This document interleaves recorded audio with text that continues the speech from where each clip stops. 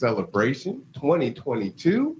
We're very excited to have J.D. Sweet, T.C. Curry, Akuyea, Karen Vargas, and Robert S. Boddie Jr., founders, Boddie Jr., founders, originators, pioneers, trailblazers.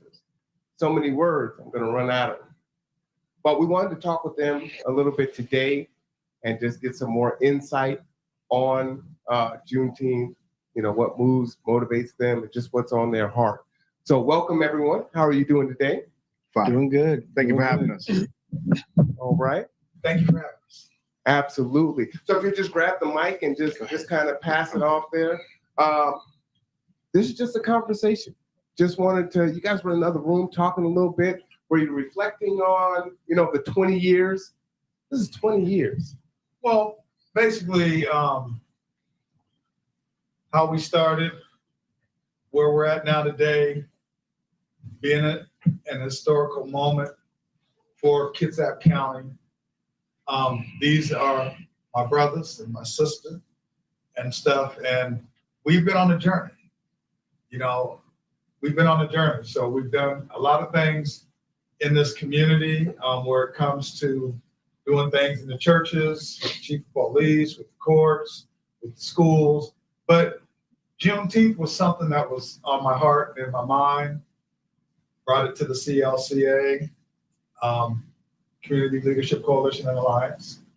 And it was just something that we wanted to do. We just gelled and did our thing. And, Karen has always been a big part. And her group and organization is a part of what's going on now today. So I'm going to pass it on to Karen. Well, one of the things that I could say is the journey really didn't just start with Juneteenth. A lot of this journey started with the work that Robert was doing and TC as well as JD Sweet in the community. And it kind of was birthed through that process. But the journey started with all of these pioneers working throughout the community within the school districts and within our community and different organizations to be able to really meet the needs of our students, work with our parents, and work within our community to make our community a better place. And so, when we talk about the journey began, this is a product of the journey, but the journey began with all of the work that each of us were doing within the community and within the schools with our families. Thank you, T.C. Curry. I just want to say that I'm just proud to be a part of the CLCA. I'm proud to be a community activist as a whole. But I think the proudest moment for me, looking back, I'm very proud to be a part of a team that put Juneteenth together. But as Karen alluded to earlier, it's the work that we did in the community that maybe a lot of people were not aware of what we did. For instance, myself, Robert Boddie, we mentored in the school district every week, never miss a week. We never called in sick. The kids were waiting on us to be there. We related to them. We tackled peer pressure, gang affiliation, drug and alcohol issues, anything that was going on in the home that they maybe didn't want to talk about, and they maybe discuss it with us. But I think the other thing that I'm proud of also is the work that we did in the school district as a whole.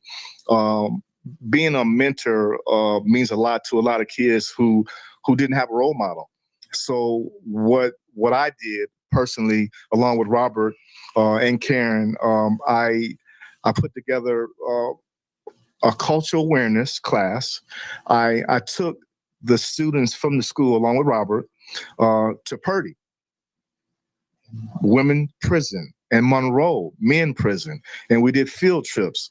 And we did this every year to educate them, to let them know that we don't want them there. And being the first African-American male probation officer at juvenile department that has ever existed. Kitsap County has been around for many years, and I'm the only probation officer that has ever had the title, and I'm very proud of that. But again, I'm very proud to work in the community with Robert, with JD, with Karen. But I also want to mention two individuals that are not here, and I want to give them their props as well, and that will be Pastor Michelle, who's not here, and as well as Mike Nicosi. So I'm going to give this to JD at this point to elaborate more. Thank you. I think for me, bringing it full circle, earlier I talked about Juneteenth being a celebration, but also I want people to understand the original impetus for the CLCA was an incident that happened at the Kitsap Mall where two young African-American students from Central Kitsap High School, one of them a student in my class, had just been kicked out of the mall because of a white woman saw what she thought was a drug deal taking place between them two. And I just happened to be in Silverdale, ran into the young brother right when he had just gotten booted out of the mall by the manager and mall security. And he told me his story, and I was like, this ain't right. And I went to the mall, tried to meet with the manager, didn't want to meet with me. In the meantime, I went with another white colleague of mine, a teacher, to meet with the manager. But in the meantime, I had contacted Robert Boddie and said, enough is enough. We got to do something about this. And that was the very beginning of Robert and I thinking about, okay, who can we get involved? At the same time, I'm trying to set up a meeting with the manager. And honestly, he was ready to meet. But then when he heard Robert Boddie, T.C. Curry, Mike and Cozy, and Pastor Rochelle, and did his own research and realized these brothers are pretty serious, he shut the meeting down. We never had that meeting. I think if you guys remember that, we never met with the mall. But that incident was the start of us meeting on a regular basis and thinking about what are the injustices that are occurring in this community? What can we do to be an advocate for individuals that don't feel like they have a voice? I was lucky. Maybe God put me in the right spot to be where I was when that young man, frustrated as he was, ran into me in Silverdale and told me his story, and then I could run with it. Make a long story short, we were able to prevent that young man and his friend from being banned from the mall for a year. I think that's what the penalty was at that time, and got that squared away. But it started us moving in a lot of ways, like TC and Robert and Karen talked about, all these other things that we did in the journey that culminated in reviving Juneteenth and then making it the celebration that it is. So I just wanted people to understand it initially started out of, okay, we got to go get somebody because we don't like the way our kids are being treated. And that was just one singular incident in lots of incidents that we all had been dealing with. But we decided that we could come together effectively. And we had Robert with his organization Power, TC in the juvenile system, Pastor Rochelle, Mike and Cozy on the legal side. Robert had already done a lot of work in the courts and working with the prosecutor. And then I was working on the education side. So we had a good balance of talent and expertise, I think, that made us very effective as a group. So I like to add one thing about Juneteenth as a whole. Being that this is the 20th year, and I'm very appreciative that the Bremerton Housing Authority has come forth for the second year, and they're going to fund the food that is supplied at the event. But I want people to be aware that 20 years ago, the funding came out of our pocket. Yeah. We pay for this. And we had no idea who would show up at this event. We bought the same food then that we have now. So basically, we didn't know if we were getting maybe 1, 2, 3, 400 people. And when we ran out of food, we went in our pockets. We went back to the store to buy food and drinks and chips to support Juneteenth. So I guess what I'm saying is I appreciate Bremerton Housing Authority for supporting this event. But I think what I really want to say is we've come a long way, and I just wanted to keep it going. All right. Part of CLCA, the co-founders, Mikey Cosi, attorney at law, only Black attorney that was in Kitsap County as far as male. Had 2 females at the time. Also, Pastor Sam Rochelle, emeritus, the oldest living pastor, right now in Kitsap County. When we talk about T.C. Curry, the only probation officer. Then we talk about a J.D. Sweet, 40 plus years, CK School District. Second Black male to ever come through CK School District. And he was recruited back in the 70s when we didn't have Black teachers in Kitsap County.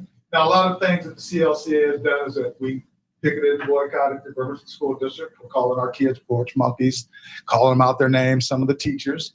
We also boycotted and picketed the Bremerton Sun at that time, when they didn't support affirmative action, I-200 and stuff. Also, we did a lot of things in the community when it came to mediation, when it came to mentoring, when it came to appeals, when it came to mentoring and doing different things in the community and stuff, especially with the court. We started with Russ Hauge, longest tenured prosecutor in Kitsap County and stuff. So we dealt with them getting our kids diversion and stuff, outside of getting deferred prosecution in the court system. We also did a big thing where we went to the Red Apple, and Gar Jules used to support us as a CLCA, giving Thanksgiving dinners to families. And one of the first families we gave dinners to was Pastor Floyd Houston's family, his mother, grandmother, and them when they lost their home and stuff, and then we did other community things with giving other people Thanksgiving dinners, did Christmas stuff. So as far as the CLCA is, we're very active in the community doing and giving back. It's not a I and a me, it's a we and a us. It took all of us in this community, and we have to support the people that came down, and the CJ Joneses and them and the Marks and stuff that came down, and Paul's no longer with us. He was one of our first cooks and stuff that used to come down, volunteered his time. So it's about giving back, volunteering your time. And like I said, I appreciate, this as a family, because we all have different backgrounds, but we all have the experiences, and we're all very unique in our own way. So I wanted to ask a question. As you talked, you spoke about coming from different backgrounds, which is really important.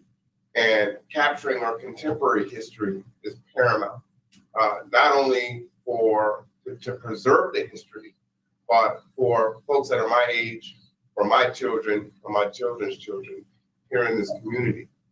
Mentorship is also very important.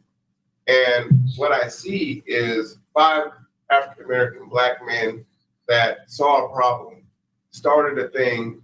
20 years later, here you sit and you watch this thing grow. And I'm sure you don't agree on everything, you don't see everything quite the same way. But in 2022, I think there's an issue with Black men really as a collective standing up and being present and being accounted for and being able to work together as the 5 of you have. If you could you just share some insight or some thoughts on what it is that we can do to emulate you and to go forward and put our own egos aside and do the things that you have done? Because I think that's kind of lacking right now. I'll let JD start that. Yeah, as an educator, over the years, I've seen lots of African-American students come through the schools. And there are many that are on their job, off to school, college, trade school, military. But there are many others who don't take their education seriously. And that just breaks my heart, because historically we know W.E.B. Du Bois, Frederick Douglass, all of them were all active. Malcolm X, education was the key. And so I think in terms of what could be done, we have to go back to the church with an attitude of a servant's heart, because that's what made the CLC what it was. We did have diverse backgrounds, but we all wanted to serve, but we all wanted to be activists. We were sick and tired of seeing stuff. So there's got to be a righteous anger that people are tired of seeing what's going on, and you only have 2 paths. You can complain and be negative and vulgar and foul mouth, or you can say, no, we've got to speak up and then bring something to the table. You got to have a plan. And so for us, I think what I would say is have a servant's heart and have a vision of how to make things better. I would love to see more African-American males really take the leadership in a lot of our communities. And in this community, a lot of the females are stepping up and doing all kinds of things. And I just wish a lot of more brothers would be more active, more collaborative, as opposed to the ego, like you just said, and just say we can work together. Because I'm wondering, where are the Black parents and the advocates in the schools? Where are they? You know, all these other groups show up at board meetings yelling about the robotics program being shut down, the athletic directors being released and let go. But I have yet to see an organized group of African-American parents come to the school board and say, why are our kids being called the N-word? What are you doing about that? Why do we have certain teachers that are insensitive to kids that everyone knows about year after year and nothing's being done? I would love to see parents really be active and advocate for their kids. We've done it. Karen's done it. We've all done it. Continue to do it. But we need to have a community. Back in the day, and you all know this, the Black community they only had each other. So they rallied around anybody that needed support and was right there. But now we've kind of lost that spirit. So I don't know how you get it back. I don't know if it's through the churches. I don't know if it's through young people like us or old people like us. But there's got to be a way to recapture that spirit. And really, honestly, for anyone that's listening to this, you have to dig deep inside your heart and say, if you have kids, how am I advocating for them? Am I checking their homework to see if they're doing it? Am I checking their grades? Am I getting on them and taking away that cell phone if I need to because they're getting an F in math? Come on, what's up with that? So that's what I would like to see. And I think that's the example of just stepping up and advocating for your kids, advocating for yourselves, and bringing something to the table to make things better. That's what we did. We were complaining about stuff. We were getting on the school districts. We were getting on the Kitsap Sun. We were getting on people, counselors in the schools. We wrote letters. We brought the superintendents together. But we also brought something to the table. We revitalized Juneteenth. We brought food to families when we could. We organized mentor programs. TC and Robert were in the schools doing all kinds of things. So it's not like we just complained and stuff. We wanted to lead by example. And the thing I like about Juneteenth 20 years later, some people picked it up. TC still plugged in on a lot of bases. I was early on working with vendors. It's bigger and better and continuing to grow. That's what we want to see. Now, if we can take that same spirit and get people get fired up to be in the schools and go to those school board meetings and say, this is what we want to see, that would be awesome. I know I'm rambling on, but I was starting to preach, man. So yeah. I wanna piggyback on what JD said. That's very important, and I'm just gonna hit it head on. In the past, I've attended many community meetings, and basically what it came down to is a lot of people in this room had a lot of good ideas. But what it came down to, there was no collaboration, none whatsoever.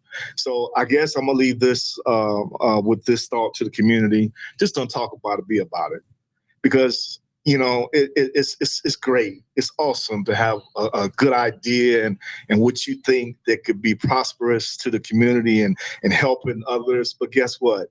That's talk. We need to do it. So don't talk about it, be about it, and thank God for Juneteenth today.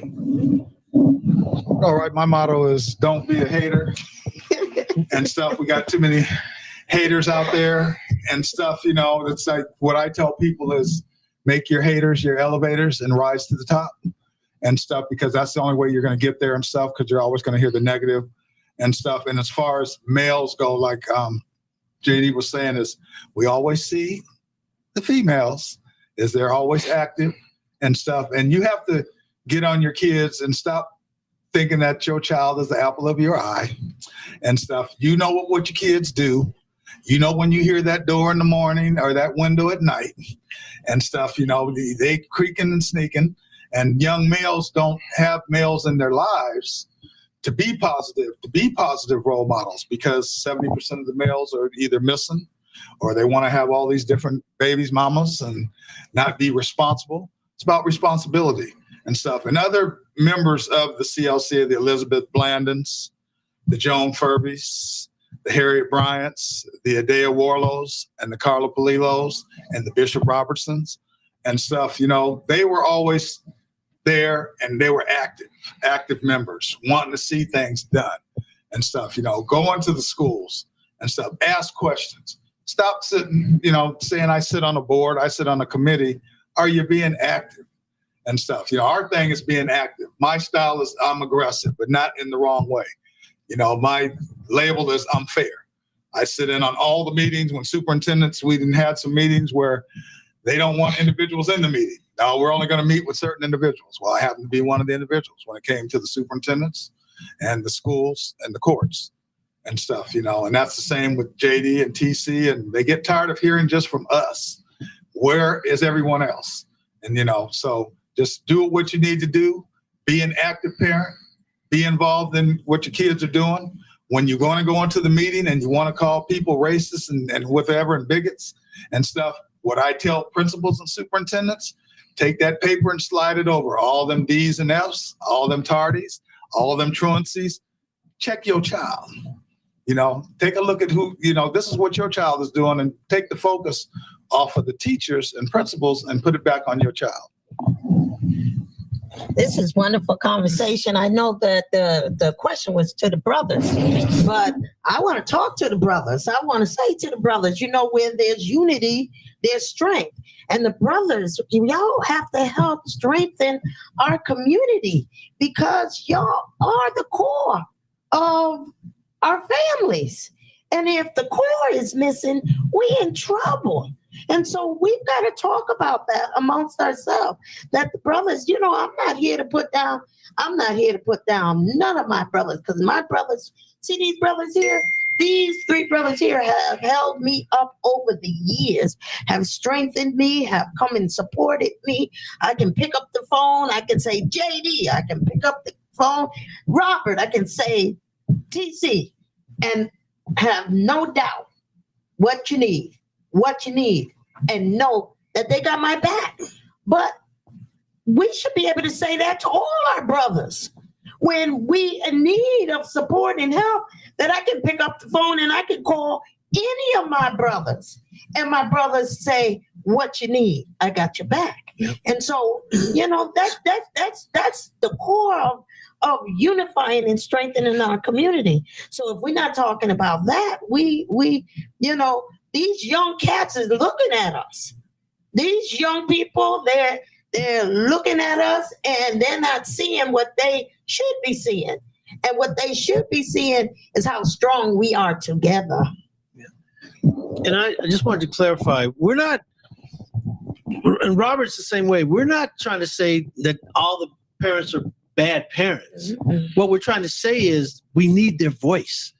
And so what I would say is, if any parent in the school situation really feels like they need to have something to say, call me. I'll be at the meeting with you. I can help you navigate the system, because one thing educators do, we talk all that educational talk in a meeting and throw out all these acronyms and everything. And most parents are like, what you talking about? We do it, and it's done intentionally to throw them off. So I can be there with you to say, hold up, we ain't going there. This parent has a legitimate question, and let's roll with it and do that type of thing. I know TC and Robert and Karen would be available for that same type of thing. So we need you.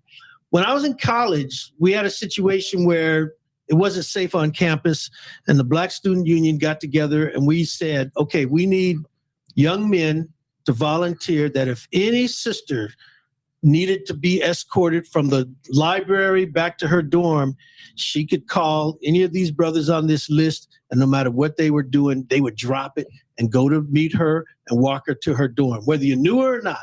Now, I was one of those brothers on the list, and occasionally my phone would ring and a voice would say, hey, I'm at Honnold Library, Claremont College is where I went to school, and I need to escort to my dorm in Pomona or Scripps. And I say, I'll be there in 5 minutes, just stay put. And that was just a way we did it. And the sisters felt so safe because they knew there was a group of brothers that they could call at any time, and we would be there just to walk them back to their dorm. And there was no craziness like, okay, I'll walk you back to the dorm. Now what? No. Thank you, sister. You're safe. I'll talk to you later. If you need support again, call me. That's what I want to see in this community. And I'm not going to get caught up in everybody knows the dramas that occur in the Black community. Everybody knows. Okay, fine. But we can, like Robert said, we could rise above that. And we should be in a community where any brother or sister can call any other brother and sister and not hear what's in it for me, but how can I help you? How can I help you? And that's what we need to have, because that's what will make the difference. And really, when our kids see that, when they see two brothers and sisters that sometimes disagree, but that can come together, that's modeling it. And since some of the people that are going to be hearing this are connected and plugged into the church, y'all know we're supposed to be the example. We're supposed to mimic the Savior. We're supposed to be representatives of what that spirit looks like. And so what better way than to walk the talk and then say to our young brothers and sisters, see how we do it? This is how you do it. The cussing and fussing, we all can do that. And sometimes we all get mad enough to do it. But sometimes you got to rise above that to make a difference. So I know I've been blabbing, but I've been at this district, Central Kitsap School District, since 1977. And I've seen all kinds of stuff. And I'm at the point in my career, I'm just tired of it, even more so now that I'm getting near the end. So there's an urgency for me to get people fired up and going to board meetings, talking to teachers, holding their kids accountable. Robert's right. It's hard to sit in a meeting when the kid's cutting up and skipping classes left and right. And the teacher may have messed up and done something, but the discussion is all about those D's and F's. And that makes it difficult. So parents, hold your kids accountable. Hold your kids accountable and use the support that's available to you in this community. We got you. I got you. Just call us and let's make things happen. I almost want to say anything. Any other questions, man? I'm just that rolling. sounds like a summit in the making, so I need to get to work on that. I want to thank all of you for your time coming and just sharing your thoughts. So important. I know when I was young, I hated history, hated listening to the stories. Now it's like I can just sit and listen. You could talk for hours, and I can sit here and All right, and brother, just soak man, it all let's up. figure it out. Man. That'd be good. Can I say one last thing? Miss Karen, y'all need to give her props and her dues for Dr. MLK Street in Bainbridge, for down here in Bremerton, for all the work she does on the sideline, for all the countless times that she takes away from her home and her family and stuff. This is a champion, and she knows anytime that she calls me and stuff, this is my girl. Yep. And stuff. You know, anybody that calls me, I got you. Yep. I got you. Trust me. They've never seen me turn down a call. And when they call me, action happens, not the next day, within the next hour or two. That's right, because after they call Robert, he gets right on the phone calling me, hey, sweet, what's going on over there in that business? And we start working, man. And so that's the way it's supposed to be. And we don't sit around and say, oh, it's this day, I'll get you on the weekend. We're right on it. Akuyea, will you take us out with when and where this 20th anniversary of Juneteenth is going to take place? Yes.